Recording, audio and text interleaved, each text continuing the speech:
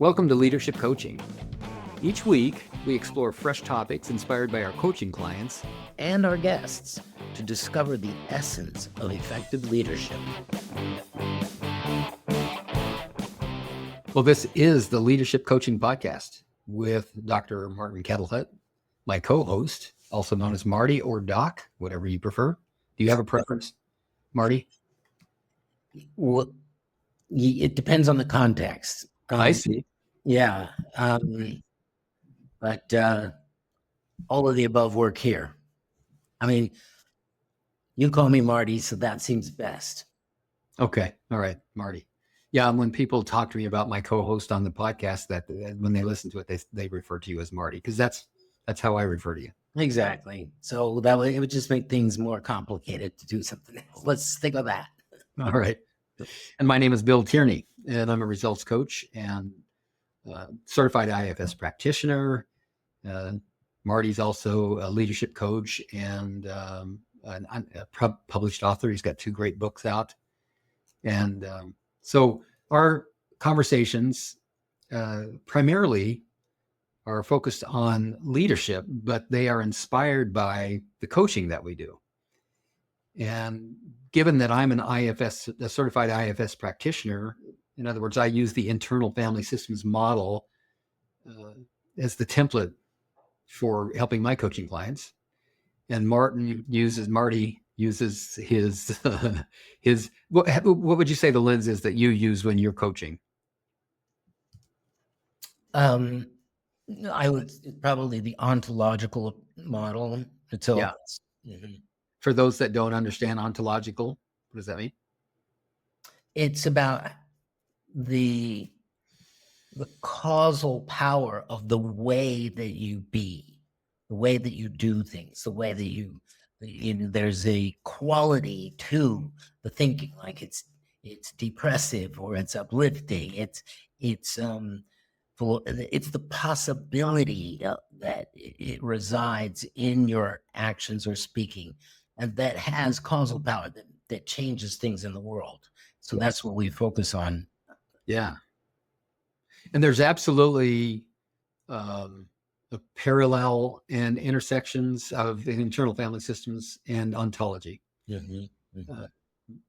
Who I'm being under the influence of my parts produces the results that I get in my life. Mm-hmm. You as an ontological coach, a leadership coach, you help people to recognize who they're being given the results that they're getting. Mm-hmm. and explore the possibility of who they might need to become in order to get different results. Yeah, right. And I would also say another approach, a lot of my coaching is just through the lens of listening. Like, what am I not hearing? Mm-hmm. What are they trying to say to the world that isn't being gotten?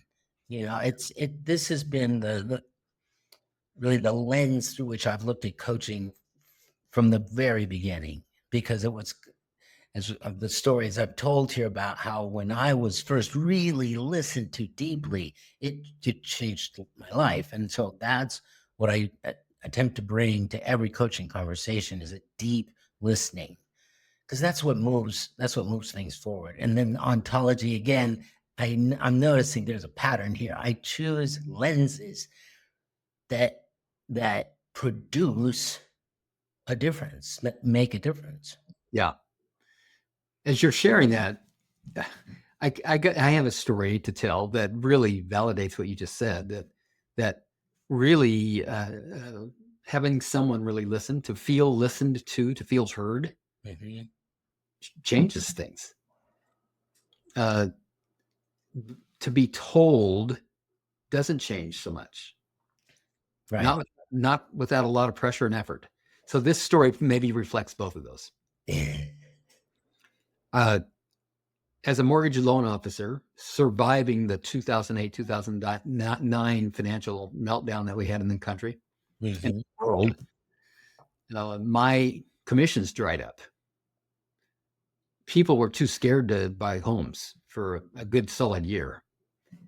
And even those that weren't too scared to buy homes were now being treated like suspects instead of customers. Oh, wow. So it became a very difficult business, and a lot of people got out of the business. There were far fewer loan officers by 2009, 2010 than there had been in 2008. Mm. Everything dried up and everything got more difficult, and I became really disillusioned. In fact, I ended up filing for bankruptcy in 2009, Mm. hoping that this was just a temporary thing and it was going to pass. And so I started borrowing money to pay the rent and got myself in a real pinch, Mm. so that when I could see that it wasn't going to open up anytime soon, and I was so overwhelmed by the pressure and stress of trying to manage all this debt that I'd created to just try to get by month to month to month, I ended up filing for bankruptcy, and it was a real low point for me. And I thought about getting out of the business too with everybody else. But what was I going to do? I don't have any college education. I've been an insurance agent. I've been a real estate agent. I've sold cars, and I've been in the grocery business for 21 years. So what am I going to do? And that was the question that I couldn't answer. All I know to do is maybe try to figure out a way to make this work, or maybe I should be a therapist, because I really like helping people. It was the thought that I had. Mm. I really like helping people. I've been in 12-step by that time for 30 years or so, and 25 plus years. And I know that I love sponsoring people. So I wonder if I could be a therapist. What if I could do that all day? Mm. I had the thought, boy, if I could get paid for sponsoring people, that'd be great. So I thought, well, let me just at least go look into getting some classes at the community college. So I did that. I signed up and loved it. And I went for a couple of quarters, and I just loved being in college. I loved learning, but I wasn't putting any energy into generating new loans for income. Right. And of course, college costs money, and I needed to have income to pay for it. And I had just filed for bankruptcy, so I didn't have credit, and I didn't want to go into debt again. Even though I probably could have gotten student loans, I didn't want to go back into debt. I was scared to death of going into debt again. Yeah. So after a couple of quarters, I just was so discouraged. And I was talking to a woman by the name of Billy.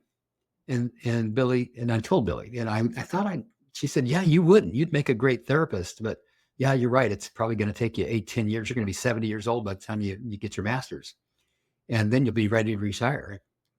And I said, yeah, that's the thing. I don't have that kind of time. Mm. She said, well, you should talk to my coach. No, I don't need to talk to a coach. I know what a coach was. A coach is a guy that you buy lunch once a week and then he tells you what to do, and then he shames you when you didn't do it. That was my experience with coaching up to that point. I had a guy that I'd hired to hold me accountable, and then shamed me when I didn't get things done. And his fee was I paid him lunch. I bought him lunch. So I said, no, I don't need to talk to a coach. She said, no, this is different. You need to talk to Carlos. Okay, thanks. A week later, she calls me. She said, did you talk to Carlos yet? And I said, who? Carlos. No, I don't want to coach. Really, Bill, just have a conversation with him. Okay, fine. Please go away, Billy. And the next week, I see this post on Facebook. Hey, Carlos, this is my friend Bill. Bill, this is my friend Carlos. You two should get together. Carlos responds and says, hey, Bill, let's get together. God damn. So, fine. So I set it up, and I meet up with Carlos. And in the 1 hour that I spoke with him, he said less than 200 or 300 words, I'll bet. Less words than it's taken for me to tell this story so far. Mm-hmm. He just listened, and his words were questions. The things that he was saying was questions. Oh, really? Tell me more about that. Mm-hmm. And then those kinds of questions. At the end of the hour, I just felt I felt listened to. And I said, so is this what coaching is? He said, yeah, this is what coaching is. I said, well, I want to be a coach then. He said, okay. And then we talked for another half an hour after that. And he said, well, here's some things that you can do, blah, blah, blah. And I got started. I went out and started getting clients. Yeah. So with Billy, she had to push. She was telling me. Yeah.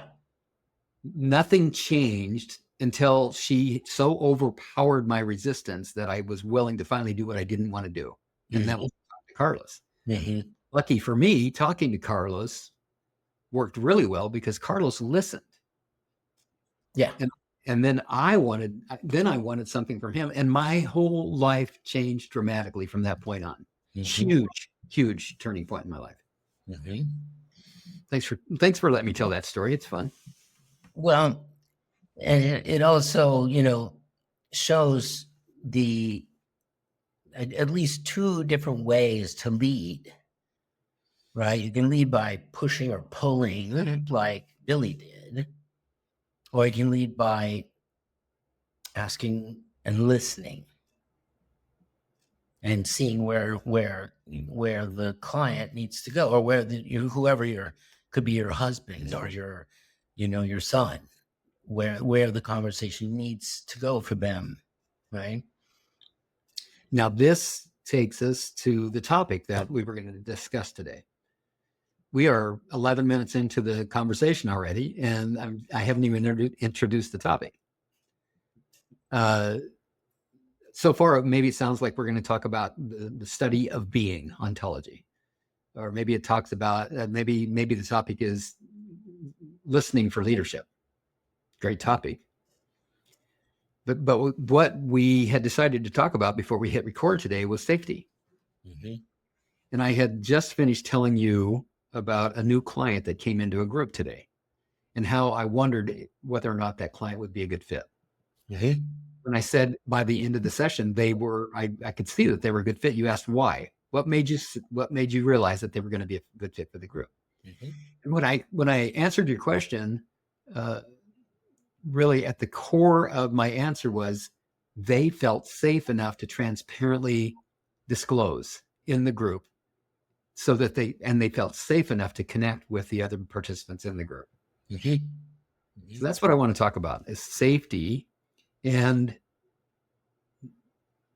the kind of safety that maybe doesn't point directly at I'm going to be physically harmed or I'm safe from physical harm. Well, look at the conversation with Billy. Yes. In what way was safety threatened by her telling you to talk to Carlos? Well, first, I can just tell you I did not feel safe. I felt pressured. And I suspected some sort of an ulterior motive that I didn't want to have to put any energy into figuring out. There's that, exactly. And I think sometimes for people, what might be there is I might have to give up who I am because I don't go to coaching.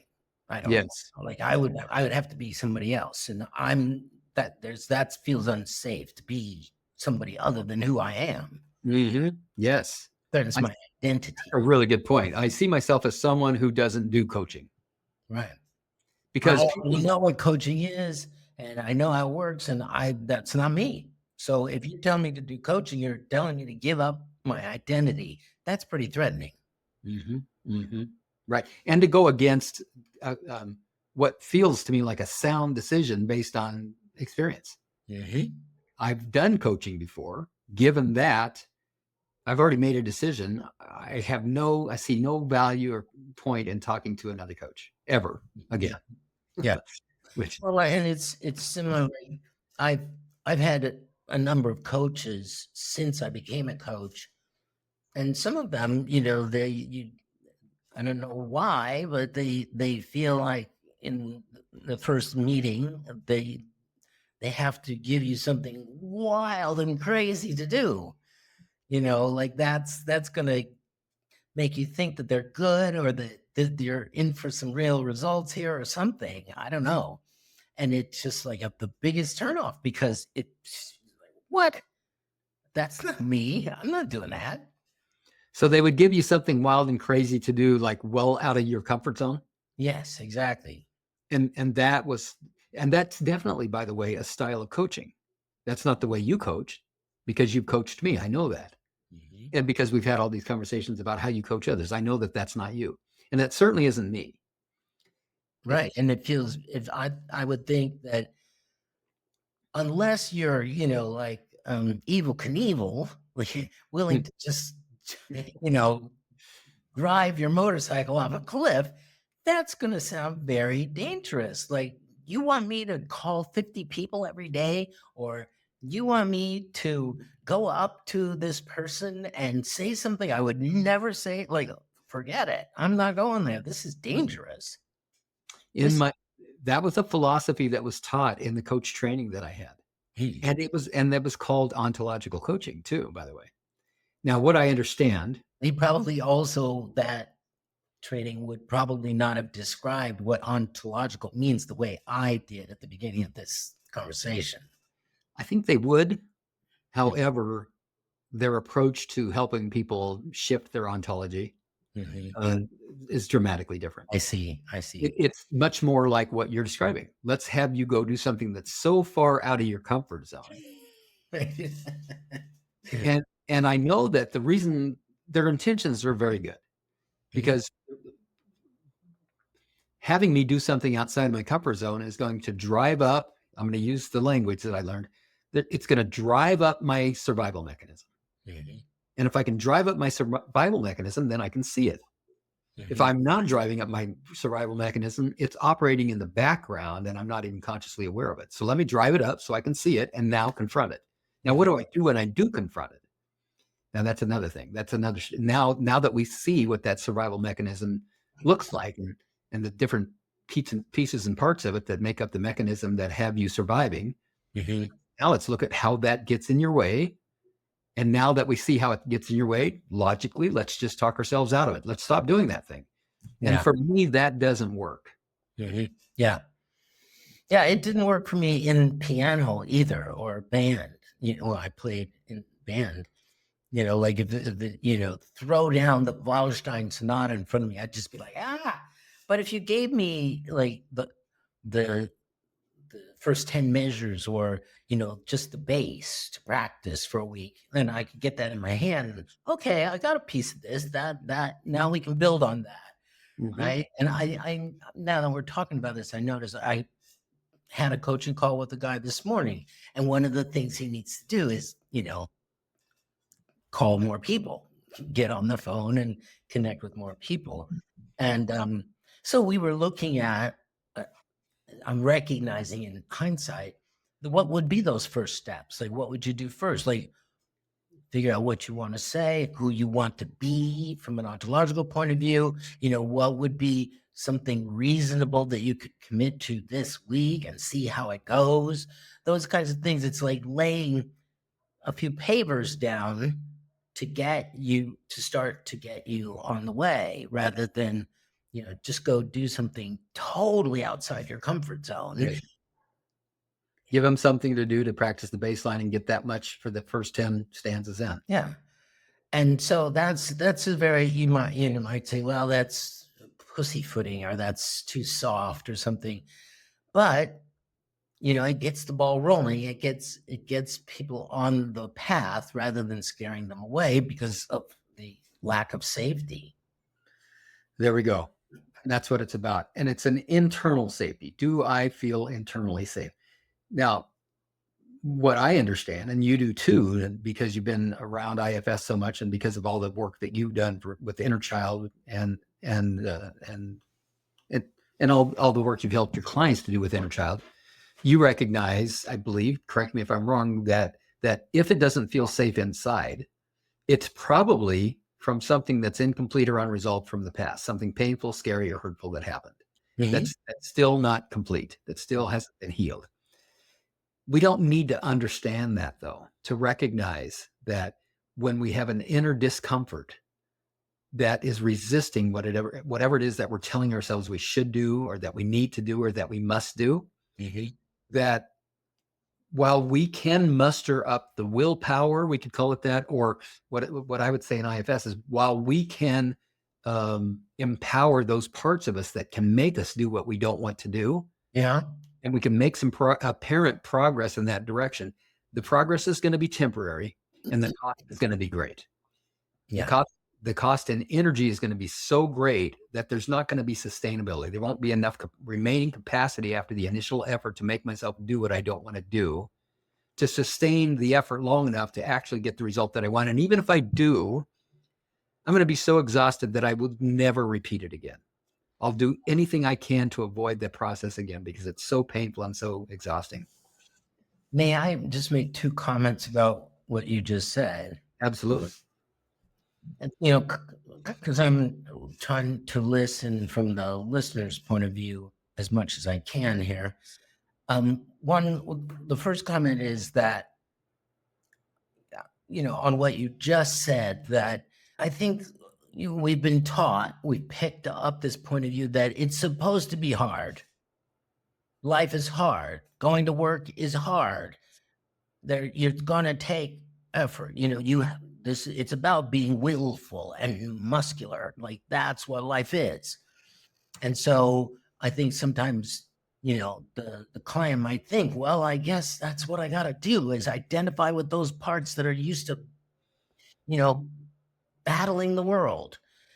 And it's not so. Like that is not in the design of nature or of being human. It doesn't need it.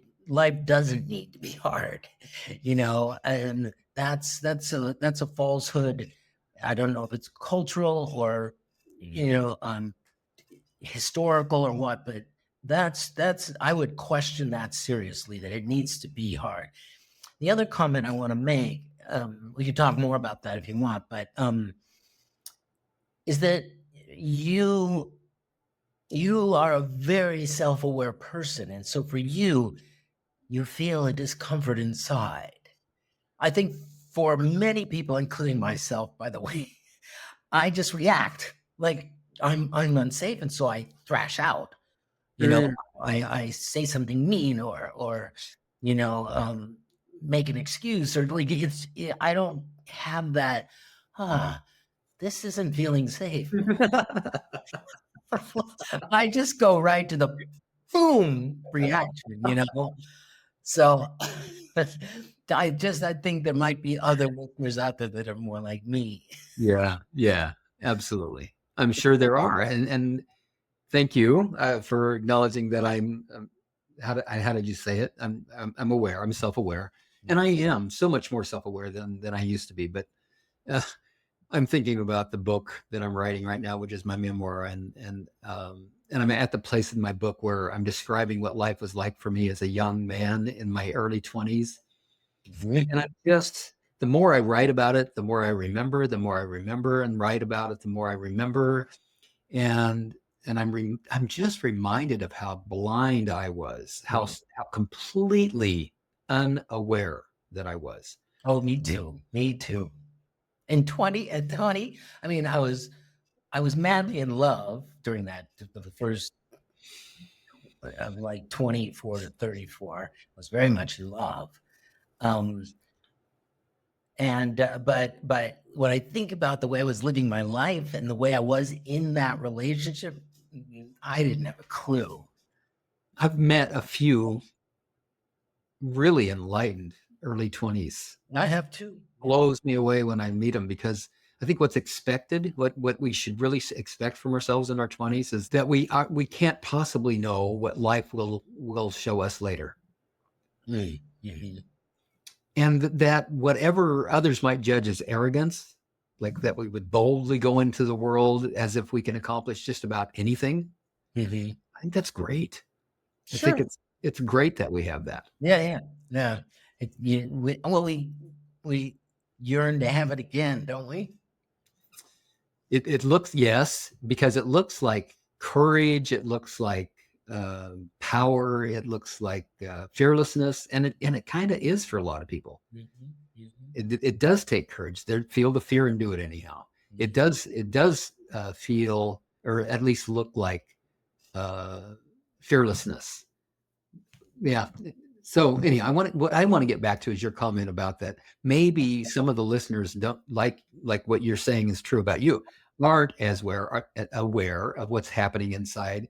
There's not that space in between that we've talked about, the space between stimulus and response, where something happens out there, I feel an activation in here, and if there's no space, then I just react. Right. If there is a space and I know what to do with that space in between being internally stimulated or activated and then responding to it, then I can begin to notice, oh, okay, I don't feel safe in here. Mm-hmm. It doesn't feel safe in here anymore. I like you, I want to blame whatever's happening out there that triggered that feeling of unsafety. Yeah.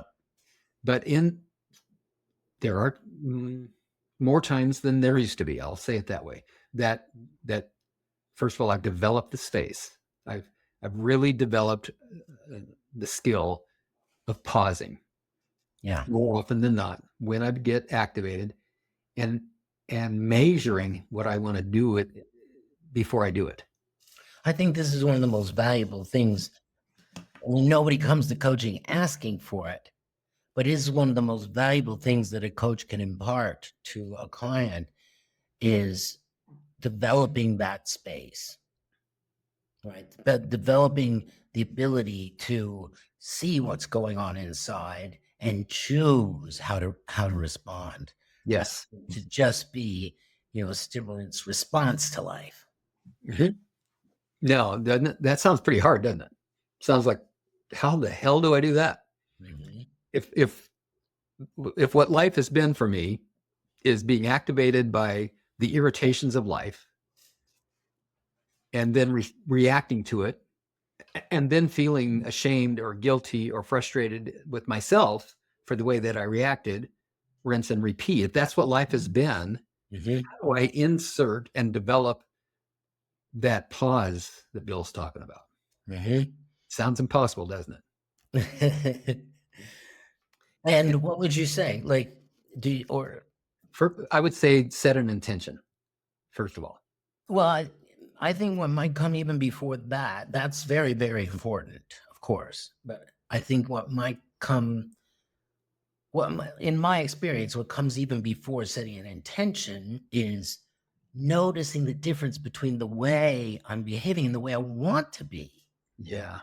Yeah. Very Like, good. there is a difference. Oh, and then there's some space in there to set an intention. If I didn't react this way, then I wouldn't feel bad, and then I wouldn't have to justify reacting that way by blaming you or blaming external circumstances. Mhm. Notice, I love that. So notice the way I predictably am going to react in given situations when I get activated, when something pisses me off or triggers me. Yeah, here I am again in this coaching call, and I have to bring it up again. My wife did this, and I just blew up. I don't want to react that way to my wife. How can I create some space in there? And then if you're the coach, I can hear your voice saying, "Well, how would you like it to be?" Mhm. We're clear on how it is for you. We can, and you would probably ask them quite a few more questions about, tell me more about what it feels like to react that way. Mhm. What happens in that situation? What does it feel like inside? And then what's predictably going to happen next? And how's that going to play out? And so if there was a way to change up all of that, how would you like that to be? Who would you like to be in that situation where the very same activating trigger happens, Mhm. but you don't react the same way? Right. And then I think there's another piece here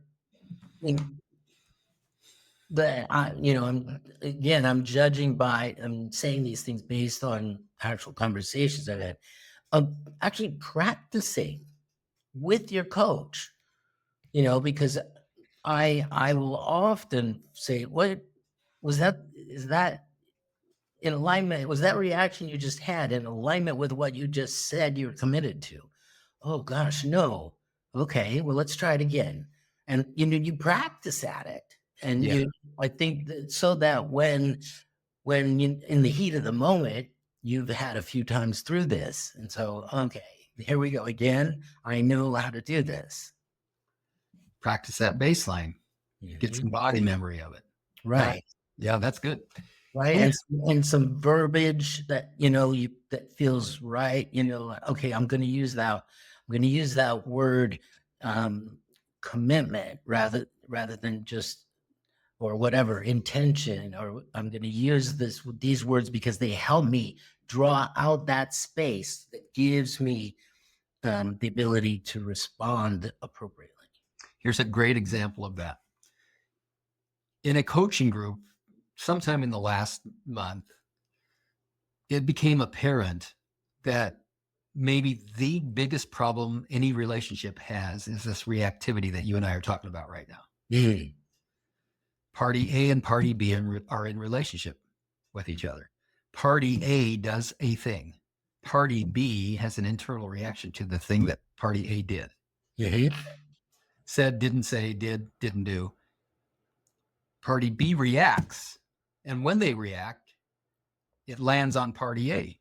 Party A reacts. And when they react, it lands on Party B. Pretty soon, it's a reaction party. Yeah, two machines going. That's right. Like humanity is gone. Now it's just two machines just doing their thing. Yep. And like a machine, it runs on automatic.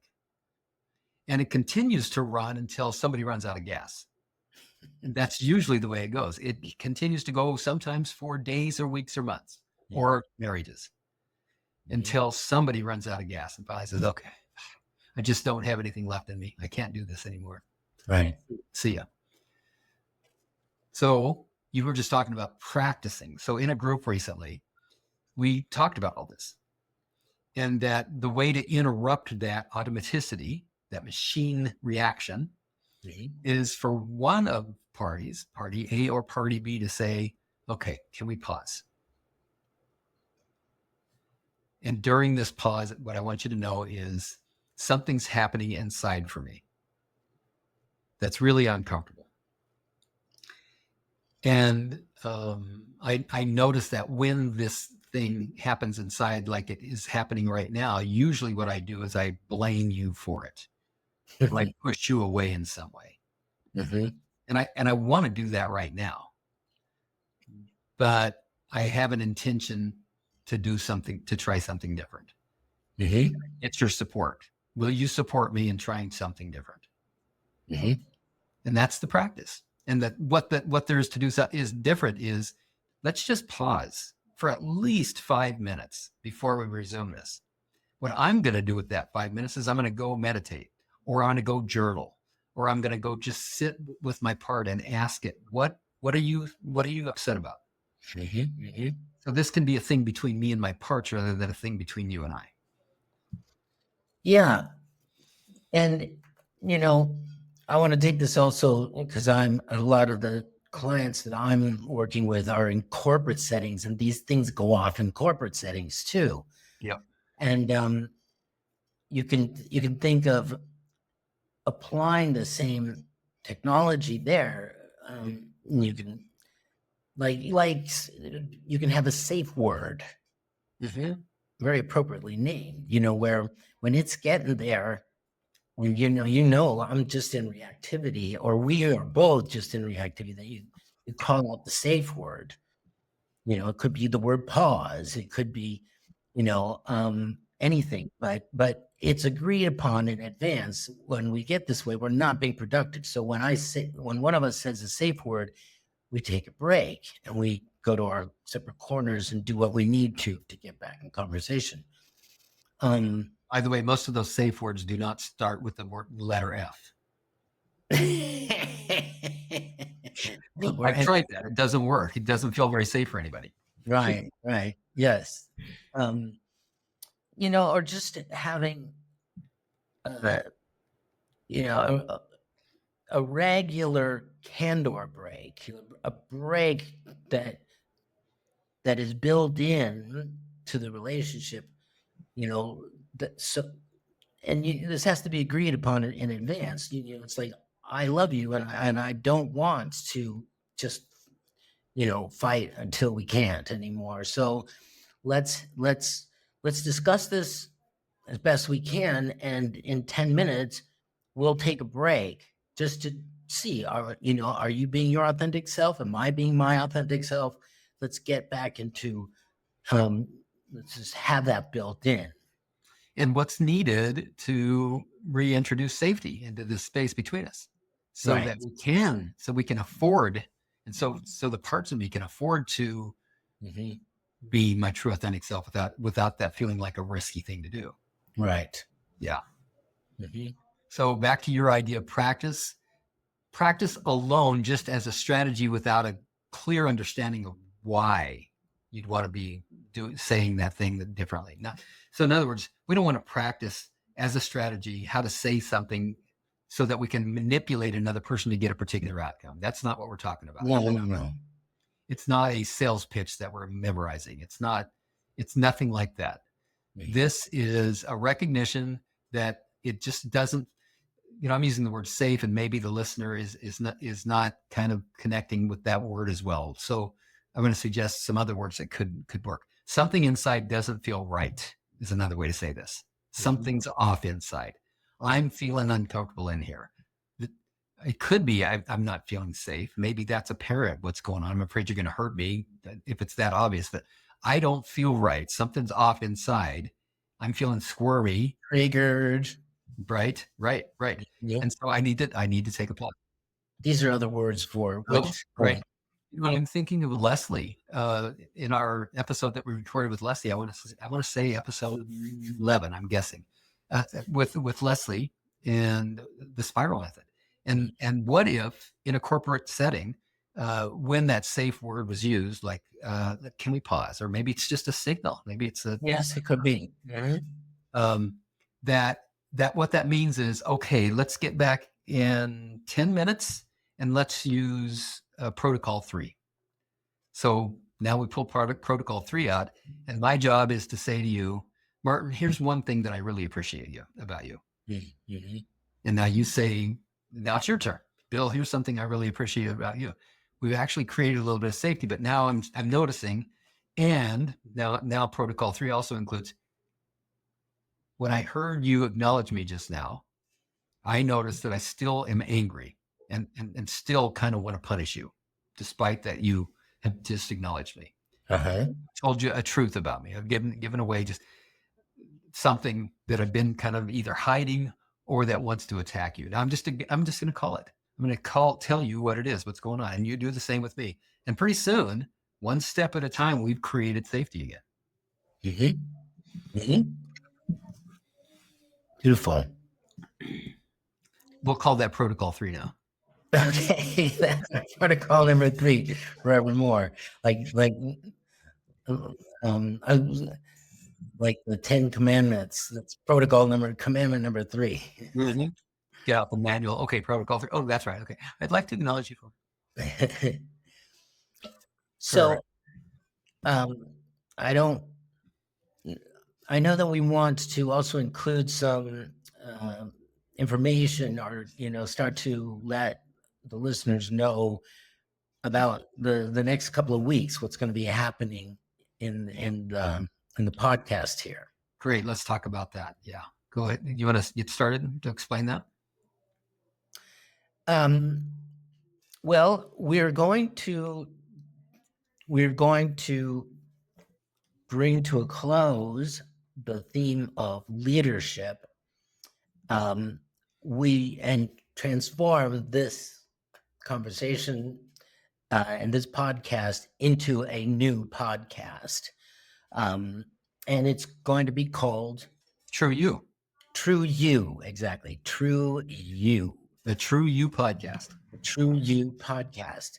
So it will include, I feel like, it's an extension of what we've been discussing, but with even more of a focus on that part of it that is about what it is to be and how to be your true self. Exactly. And so what's predictable and what you can count on from me is that I'm going to be, as I often do anyhow, I'm going to be bringing the internal family systems model into those conversations about what happens when we aren't showing up as the true you, Mm-hmm. and how do we find our way to showing up as the true you, and what would be the benefit of all of that. That's slightly different language than I'll be using typically, because I'm going to be using IFS language. And I'm going to guess that you're probably going to be using an ontological lens to approach the true you. True. Sure. But I think, like for the leaders, the people who've been coming here to learn about their leadership, this will bring out the true leader in you, right? As opposed to the leader that's uncomfortable, the leader who feels forced, or the leader who's shy. This will bring out the true you leader. So you can see it as an extension of, and a focusing of the conversation in that respect. And for those who've been listening to us to this conversation, this podcast series, from the point of view of spirituality, like learning more about how I relate to my internal self, to those parts of me that are not aligned, to those parts of me that are better aligned. This is going to be also very much in alignment with that conversation.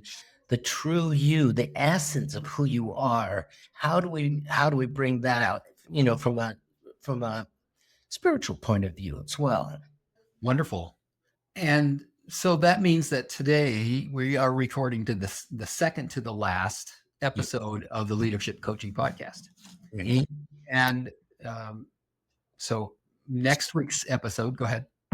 I was just going to say, so next week's episode will be a completion conversation, as we've talked about in several different episodes. We could call it completion number. I think this will be the third on that topic, but it will be us completing this topic and where we've come and what we've accomplished and what we are committed to going forward. So it'll be a completion conversation. You and I haven't talked beyond that idea. So I'm going to take the risk of talking about it with you on the recorded podcast. Do you have an idea about a structure of how we might go about doing that? Well, there are some key questions that I use when I'm coaching a client through completing with a person or with a project, and like a commitment that you no longer are committed to. And so we could use that if you like. Yeah, that sounds great. I mean, I have some processes as well, but I would say that this is more of a strength for you than it is for me, the completion conversations. Okay.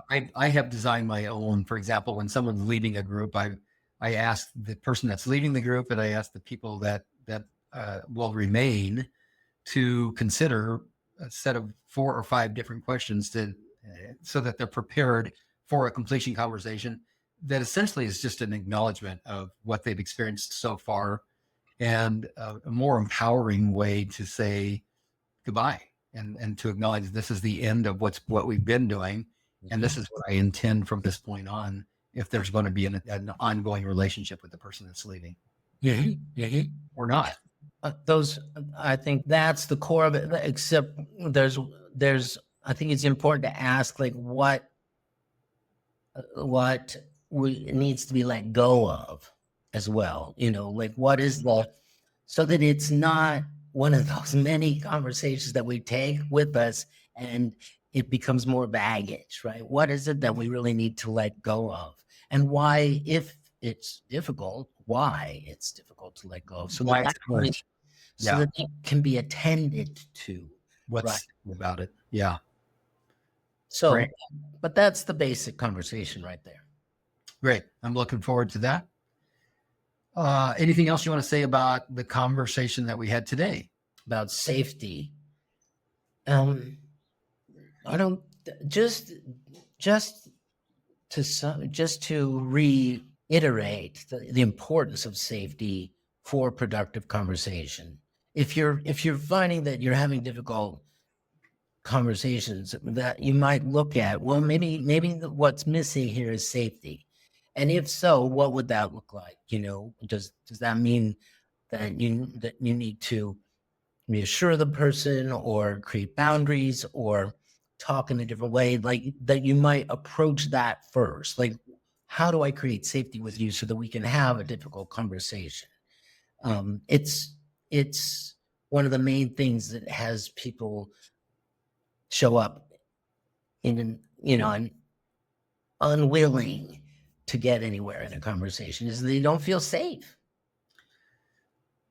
And the way you talked about that just now was things to consider from the perspective of someone that's in a difficult conversation and recognizing that the party that they want to have that conversation with isn't reciprocating. They're not maybe showing up to be able to have that conversation. But I want to suggest that you may be that person that doesn't feel safe in a conversation. That's right. And so I want to suggest maybe a little bit journaling that you could do to prepare for that, or at least to explore and be more self-informed, at least around the idea of having this difficult conversation. Mhm. And the questions I'm going to suggest are just around fear. So safety is going to, or an absence of safety is going to show up in the body and in the emotional fields as fear. So the questions would be, what is it I'm afraid of? If I don't feel safe, what is it I'm afraid of? And if you have like a pushback reaction to the idea that you might be afraid of something, ask yourself this way: what is it that I'm concerned about here? Or what is it I'm worried about here? Mhm. What am I afraid of? What is it am I concerned about? What do I worry about in this conversation? Mhm. I'm afraid that I'm going to be judged, for example. I'm afraid that this person that I'm going to talk to is going to leverage the information that I give them and use it against me. I'm afraid. So get clear about what it is that you are concerned, worried, or fearful about. Once you're clear on that, then you can take it to another step, which is to ask yourself, what would I need in order to address these needs and concerns and fears and worries? Really great. Thank you for adding that. That's that other side of it, the person who isn't feeling safe. Right. That's very important. Thank you for And that. in both cases, what you described and what I described assumes that the person has the capacity and willingness to take responsibility for their own experience. Right. Right. If I am codependently depending on you to create safety for me so I can say the thing that I need to say, Mm-mm. that it's just not going to work. Mm-mm. It's not going to work. Right. Yes. Conditions will probably never be safe enough. Right. On the other hand, if I'm aware of what my concerns, worries, and fears are and what my needs are out of the conversation, now I can practice communicating what is it that I need and how do I say that. I might even have concerns and fears and worries about saying out loud what it is that I want or need. Mhm. These are all great trailheads to explore.